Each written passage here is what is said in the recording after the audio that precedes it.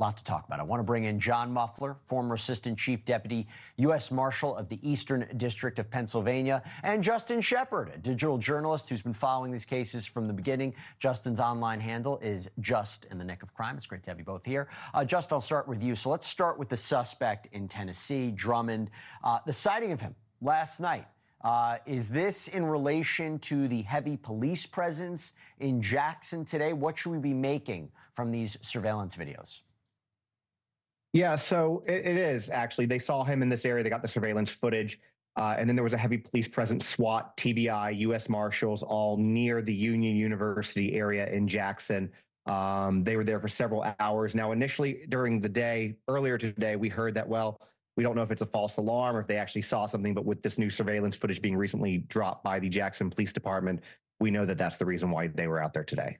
John, obviously, I want your opinion about this surveillance footage, too, and how key it is in maybe ultimately apprehending him. But we know that he's a violent felon with gang ties. He was paroled despite the DA apparently objecting. He's already shown he can disappear.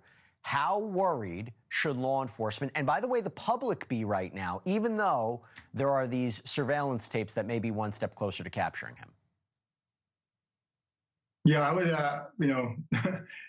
members of the public in that vicinity need to be obviously worried about their safety and pay attention to their surroundings, right? Understand what fits and doesn't fit. Understand if they're seeing things missing from their car, from their house, that they need to report even the little things because they can become big things. This is a very telling video that you're showing here. It looks like he was actually signaling to somebody perhaps, so who knows if he has other folks with him right now, but certainly he is armed and he's very dangerous. And Justin, one of the most chilling, strange aspects of this case is what I mentioned before.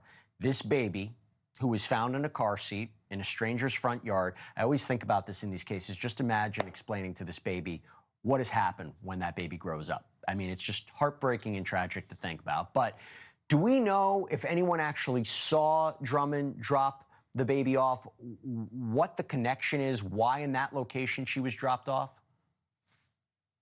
So what we know is that nobody actually physically saw him do it. A woman saw the baby sitting in the yard, and with the heat index that day, it was about 116 degrees outside. So really, this woman is kind of a godsend. She got there right in time to be able to save the baby, and she was okay.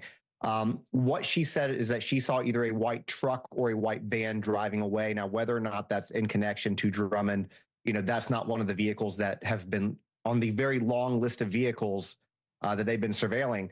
But that's basically what we know. As far as why that particular house, if there's any relation, there's nothing that I've seen that shows other than it being maybe a random place that he just chose to drop her off. Thank goodness the baby was essentially rescued, because that heat, I didn't know about that, how hot it was that day.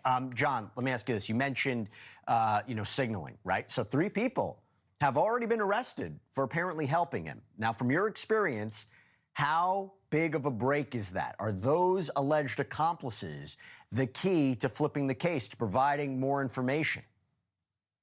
Yeah, I mean, it's a huge piece of the puzzle here, and certainly that's law enforcement is definitely working that angle, separating them, interviewing them. They have a lot to lose, obviously, with not cooperating. So, that's definitely a break for law enforcement to have them in custody and to, interview them, interrogate them to see what they know about this person. Justin, do we know how they allegedly helped him?